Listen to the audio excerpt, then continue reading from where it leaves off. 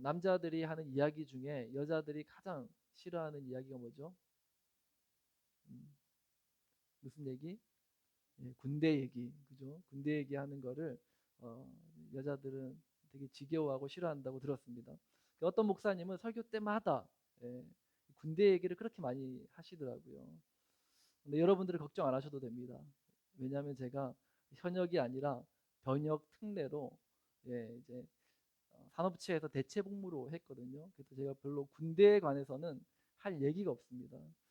그래서 제가 저의 군생활은 고작 육군훈련소에서 4주간 병영 체험을 한 게 다기 때문에 뭐 군대 생활에 관해서는 별로 할 얘기가 없습니다. 제가 이런 얘기하면은 뭐 군대도 안 다녀오고 고생도 안 했네 그런 얘기를 하시는데 사실 뭐 군대는 짬밥이 좀 쌓이면은 군 생활이 좀 편해지지 않습니까? 근데 대체 복무는 그런 게 없어요. 2년 2개월 동안 꼬박 말단 쫄병으로 그렇게 살아야 되니까 진짜 힘들었는데 제가 이 얘기하면은 친구들이 다 안 믿어져요.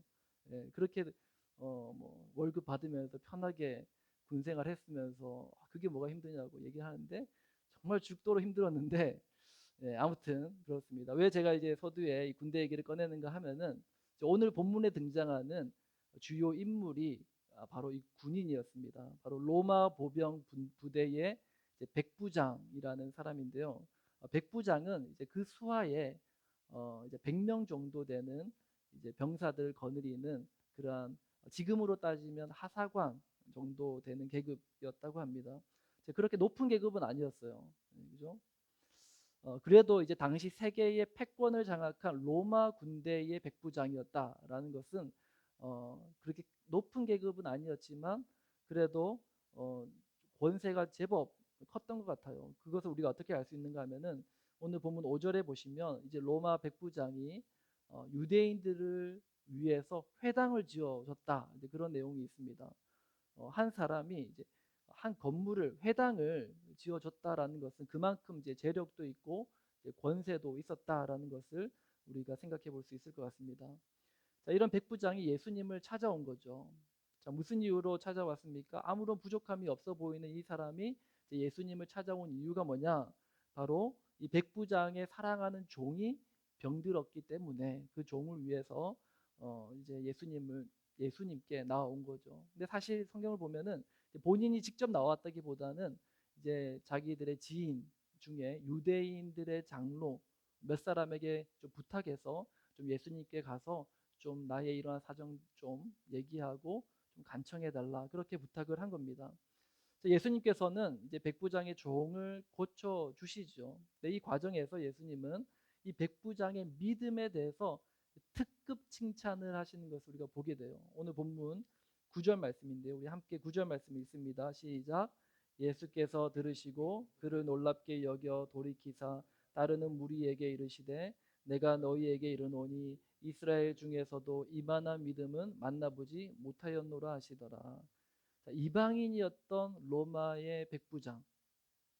근데 이방인이었음에도 불구하고 예수님께 이런 특급 칭찬을 들었던 이유가 뭘까?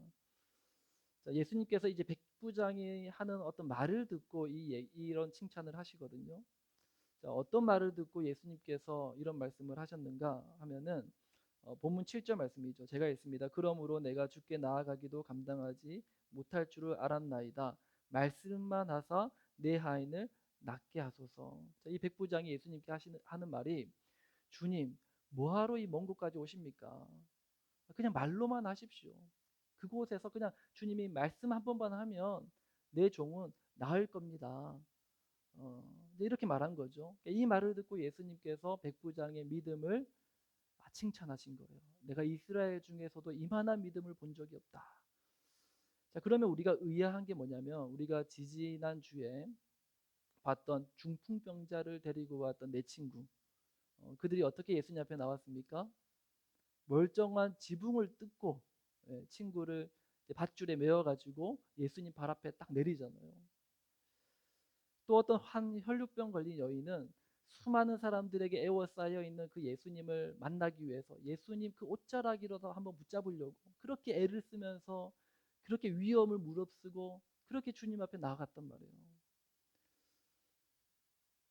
그런데 오늘 이 백부장은 예수님께 말씀만 하십시오. 그러니까 이들도 중풍병자의 내 친구들도 예수님께 주님 말씀만 해주십시오. 굳이 그 지붕 뜯을 필요도 없잖아요. 예, 혈루병 걸린 여인도 멀리 서서 예수님께 막 말씀만 해주십시오. 그렇게 말하기만 하면 되잖아요. 그런데 예수님은 그들의 믿음 또한 칭찬해 주셨고 또 그들의 사정 또한 하나님께서 다 들으시고 그들의 병을 다 고쳐 주셨어요. 여기서 우리가 알 수 있는 한 가지 사실이 뭐냐면 예수님은 사람의 겉으로 드러나는 행위를 보시는 게 아니라 그 마음 중심을 보시는 분이시다라는 거죠.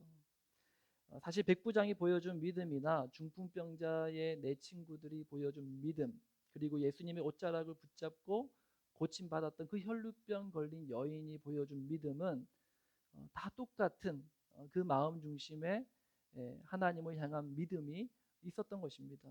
그 믿음 때문에 그들은 병고침을 받고 또 하나님의 은혜를 입었던 거죠. 자, 우리가 그런데 좀 더 면밀하게 이 백부장의 믿음을 우리가 한번 생각해 볼 필요가 있습니다. 백부장 마음 중심에 어떤 믿음이 있었길래 그 마음 중심에 있었던 그 마음이 도대체 어떤 마음으로 하나님을 믿었길래 하나님 예수님께 이러한 특급 칭찬을 얻었던 것일까? 우리도 오늘 이 밤에 그 백부장이 보여주는 그 마음 중심, 그 마음에 있는 그 예수님으로부터 칭찬 듣는 믿음을 우리가 가지게 될 수 있기를 주님의 이름으로 축복합니다. 자, 먼저 우리가 주목할 것은 예수님께서 이 백부장의 믿음을 이스라엘 사람들의 믿음과 비교하고 있다라는 것을 우리가 한번 생각해 볼 필요가 있어요. 오늘 본문 9절을 다시 한번 보겠습니다. 예수님께서 이 사람의 믿음에 대해서 칭찬하실 때 이스라엘 중에서도 이만한 믿음은 만나보지 못하였노라 이렇게 말씀하시죠. 이 말이 무슨 말입니까? 이스라엘 사람들 중에는 이만한 믿음을 가진 사람이 없다라는 말이에요. 자, 그런데 여기서 지금 이 말씀을 하시는 이 상황, 예수님께서 요 말씀을 하시는 이 상황에서 이 현장에 지금 누가 있을까요? 백부장? 백부장 여기 있습니까? 백부장 없죠. 백부장은 이제 유대인의 장로 몇 사람을 부탁해서 예수님께 보냈고 또 예수님이 오신다고 하니까 자기 친구들을 보내가지고 오실 필요 없다라고 그렇게 말씀을 전해준 거예요. 지금 이 예수님께서 이 말씀을 하시는 이 현장에는 누가 있었는가 하면은 바로 백부장의 부탁을 받아 예수님께 간청하러 온 바로 유대인의 장로들 몇 사람 그리고 이 백부장의 친구들 몇 사람이 그 현장에 있었던 거예요. 자, 이들 앞에서 예수님께서 뭐라고 말씀하셨다고요? 내가 이스라엘 중에서 이만한 믿음 있는 사람 본 적이 없다. 지금 이 말을 듣는 유대인들의 장로들의 입장에서는 어떻게 들리겠습니까? 굉장히 기분 나쁜 말이잖아요. 존심 상하는 말이잖아요. 우리가 누군데? 우리는 하나님의 선택받은 백성인데 우리보다 더 믿음 좋은 사람이 있다고? 물론 그 사람이 우리를 위해서 해준 것도 있고 우리를 참 사랑하는 사람이긴 하지만 우리보다 그들이 더 믿음이 좋다고? 사실 그 장로들의 입장에서 유대인의 장로들의 입장에서는 그 백부장의 친구들이 보는 앞에서 망신을 준 거나 다름없는 거예요. 근데 사실 예수님은 의도적으로 이 유대인의 장로들 앞에서 이렇게 말씀하신 겁니다. 하나님의 선민이라고 하는 그 이스라엘 사람들이 가진 믿음 그리고 이방인이었던 로마의 백부장이 가지고 있는 이 믿음과 딱 비교해가지고 예수님은 이 로마 백부장의 가진 그 믿음을 편들어주고 계신 거예요. 이 믿음이 맞다. 그렇게 말씀하시는 겁니다. 자, 그러면 당시 이스라엘 사람들의 믿음, 좀 더 정확히 말하면 유대인의 장로들의 믿음은 어떤 믿음이었는가? 자, 그것을 한번 우리가 말씀을 통해서 한번 생각해 보겠습니다. 먼저 4절, 오늘 본문 4절 말씀을 함께 읽습니다. 시작. 이에 그들이 예수께 나와 간절히 구하여 이르되 이 일을 하시는 것이 이 사람에게는 합당하나이다. 지금 이 유대인의 장로들이 예수님께 와서 하는 말이 예수님께 이제 간청하고 있는 말이죠. 예수님 붙잡고 간청하는 거예요. 간절히 요청을 드리는 거예요. 근데 그 내용은 이 일을 하시는 것이 이 사람에게는 합당하나이다. 무슨 말입니까? 사실 가만히 보면은 예수님께 간청하고 있지만 사실 예수 판단은 이미 다 내렸어요. 이들은 지금 이 사람을 고치는 게 합당합니다. 이 사람은 그럴 만한 사람입니다. 그러니 예수님 빨리 가서 고쳐 주십시오.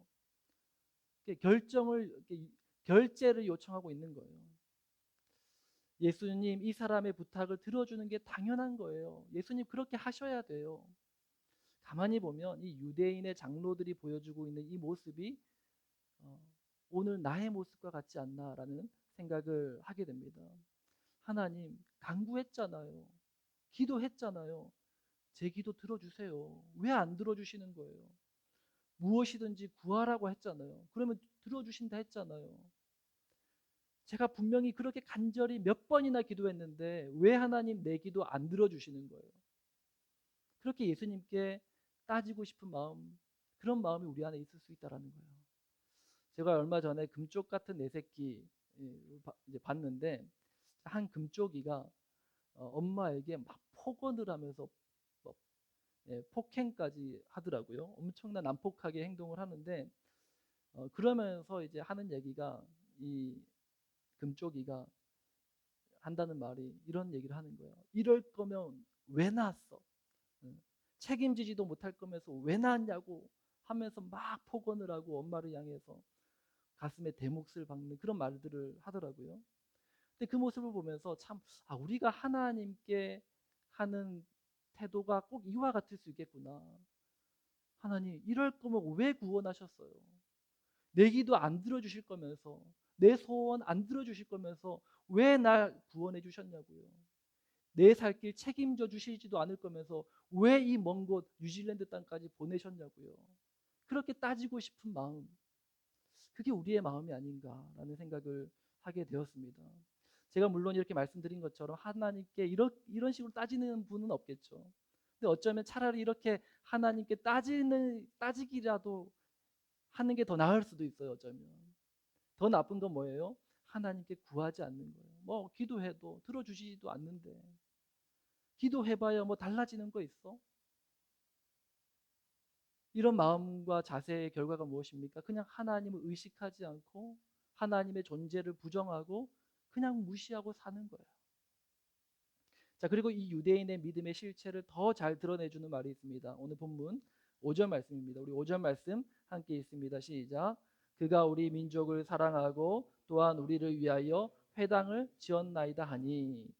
자, 이들이 예수님께 이제 백부장에 대해서 이제 칭찬하면서 간청하는 말이죠. 이 사람이 우리 민족을 너무 사랑하고 또 우리를 위해서 회당까지 지어준 사람입니다. 그런데 사실 지금 이 유대인의 장로들 눈앞에 계신 그분이 누굽니까? 하나님이 세상을 사랑하셔서 보내주신 독생자 예수 그리스도란 말이에요.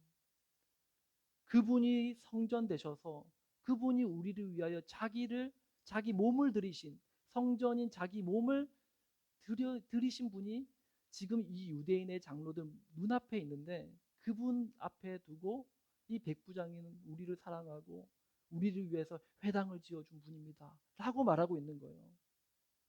예수님은 자신의 생명을 주시러 이 땅에 오셨고 성전된 자기 몸을 기꺼이 그들에게 내어주셨는데 그들은 자신들 눈앞에 계신 예수님보다 백부장이 자신들에게 보여준 사랑과 또한 선행이 더 감사한 거예요. 왜요? 백부장은 지금 당장 자신들의 필요를 채워주고 있기 때문에 자신들의 원하는 소원을 들어주고 있는 거예요. 그래서 지금 유대인들에게는 눈앞에 계신 예수님보다 자신들의 현실의 문제를 해결해 주는 백부장이 훨씬 더 소중한 겁니다. 유대인의 여호와 신앙의 실체를 드러내 보여주는 게 유대인의 그 메시아 대망 사상 아닙니까? 유대인들이 기다리는 메시아는 어떤 메시아입니까? 유대인의 왕으로 오셔서 이스라엘의 최대 전성기였던 그 다윗 시대, 다윗이 왕이 되어 통치되던 그 시대를 회복하는 게 그들이 바라는 메시아 사상이란 말이에요. 지금까지도 유대인들은 그 메시아를 기다리고 있는 거예요. 2000년 전에 이 땅에 오신 종으로 이 땅에 오신 가장 낮은 자리에 오신 예수님은 그분이 메시아일 리 없어. 메시아라면 우리의 현실의 문제, 지금 당장 우리가 힘들고 고통 가운데 있는데 이 문제를 해결해 주셔야지 그분이 메시아인 거지. 우리 문제도 하나 해결해 주지 못하는 그분이 어떻게 우리의 메시아 될 수 있어? 못 믿는 거예요. 근데 우리의 신앙 속에서도 이와 같은 유대인의 메시아 대망 사상이 숨어 있지 않습니까? 당장 내 소원 들어주고 당장 내 먹고 살 길 책임져 주시고 그렇게 이 땅에서 실질적인 필요를 채워주는 메시아를 기대하고 있는 거예요. 그런데 교회에 와서 신앙생활 하는데 기대하는 게 안 채워주니까, 내가 원하고 바라는 게 안 이루어 주시니까 어떻게 합니까? 그냥 교회만 왔다 갔다 하는 겁니다. 죽어서라도 천국이라도 가야 되니까. 그런데 하나님과의 인격적인 교제는 없는 거예요. 이것이 당시 이스라엘 사람들의 믿음이라는 거예요. 하나님이 지금 백부장과 비교하고 있는 그 당시 유대인들이 가지고 있었던 믿음의 실체라는 겁니다. 자, 이것과 비교해서 예수님께서 칭찬하셨던 이 백부장이 보여주고 있는 믿음이 뭐냐? 오늘 우리가 사모하고 가져야 될 믿음이 바로 이 백부장이 가졌던 믿음이죠. 바로 본문 8절에서 우리가 그 믿음을, 그 백부장의 믿음을 우리가 배울 수 있습니다. 우리 8절 말씀 우리 함께 읽습니다. 시작. 나도 남의 수하에 든 사람이요 내 아래에도 병사가 있으니 이더러 가라 하면 가고 저더러 오라 하면 오고 내 정도로 이것을 하라 하면 하나이다. 자, 이 말을 통해서 백부장이 보여주고 있는 믿음이 무엇입니까? 예수님과 자신의 관계예요. 그의 말을 가만히 들어보십시오. 무슨 뜻인가 하면은 나도 남의 수하에 있고 내 위에도 내 상관이 있고 그리고 내 수하에도 병사들이 이렇게 있는데 내 수하에 있는 사람은 내 말 한마디에 그는 복종합니다. 나도 내 윗사람이 말하면 그 말 그대로 복종하는 자입니다. 그러니 주님 말씀만 하십시오. 나는 그리고 내 종은 당신이 말씀만 하시면 복종하겠습니다. 우리는 당신의 수하의 종입니다. 라는 고백인 거예요. 예수님을 향해서 당신은 나의 주님이십니다. 나는 당신의 종입니다. 당신이 명령만 하시면 내 몸의 모든 세포 하나하나까지도 당신의 말씀께 복종하겠습니다. 라는 고백을 하고 있다라는 겁니다. 어느 불신자들은 말하죠. 마음이 약한 사람들이 하나님 있고 나약한 사람들이 기독교인 되어서 그렇게 사는 거지. 왜 우리가 누군가의 종이 되어야 돼? 노예가 되고 종이 되는 게 얼마나 수치스러운 일인데 기독교인들은 스스로 종이 되려고 하네. 아이고 불쌍해. 그러나 종이 되는 것이 수치스러운 일인가 아니면 자랑스러운 일인가 하는 것은 누구의 종이냐에 달려 있는 것이죠. 만왕의 왕이요 우주 만물을 창조하신 창조주의 종이 되는 것은 영광스러운 일이고 그 영광스러운 일을 믿음이라고 일컫는 것입니다. 믿음은 어떻게 믿느냐가 중요한 게 아니라 믿음의 대상이 누구인가가 중요한 거예요. 오늘 저와 여러분이 믿고 의지할 믿음의 대상은 누구입니까? 우주 만물을 창조하시고 지금도 그 만물을 운행하시고 보호하시고 다스리시는 분이 우리가 믿고 섬기는 여호와 하나님이신 줄 믿으시길 바랍니다. 오늘 백부장과 같이 하나님이 나에게 어떤 분이신지, 백부장이 하나님 나는 당신의 종입니다. 당신은 나의 주인이십니다. 라고 고백했는데 그와 같은 고백이 우리의 입술을 통해서 고백되어질 수 있게 되길 바랍니다. 자, 그리고 또 백부장이 가진 믿음에 대해서 잘 알 수 있는 본문이 오늘 본문 5절입니다. 우리 5절 말씀을 한 번 더 읽겠습니다. 시작. 그가 우리 민족을 사랑하고 또한 우리를 위하여 회당을 지었나 하니. 자, 백부장이 유대인을 사랑하고 또 유대인을 위해 회당을 지어준 이유가 뭐예요? 사실 그럴 이유가 없잖아요. 이유를 생각해 보면 이유가 있다면 단 하나입니다. 그건 뭐냐면 저들이 하나님께서 선택하시고 구원한 백성이기 때문이라는 거예요. 백부장이 유대인을 위해서 그 행함은 하나님께서 자기 백성을 위해서 행하신 위대한 행함과 같은 행함이라는 거예요. 하나님이 이 세상을 이처럼 사랑하사 독생자를 주셔서 그 독생자 예수 그리스도가 뭐라고요? 자기 몸을 가리켜 하나님의 성전이라고 말씀하잖아요. 백부장이 이스라엘 백성들을 위해서 그들을 사랑해서 회당을 지어준 일, 그리고 하나님이 자기 백성을 위해서 예수 그리스도를 이 땅에 보내신 일, 같은 종류의 행함이다라는 거예요. 무슨 말입니까? 예수님을 믿는 우리의 믿음 또한 백부장과 같이 예수님이 행하셨던 그 행함과 같은 행함이 우리의 삶 속에서도 드러나야 된다는 거예요.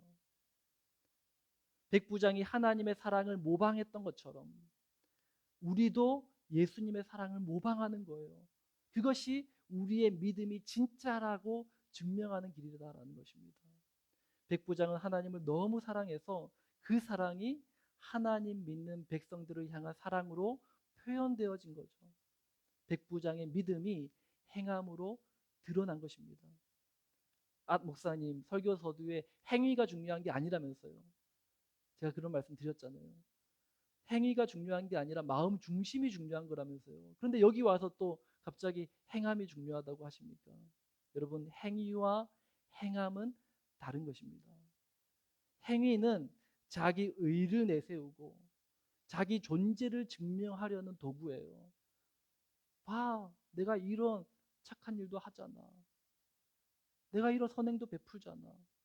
그런데 그 행위에 대해서 성경은 뭐라고 말합니까? 로마서 3장 20절 말씀입니다. 우리 함께 읽습니다.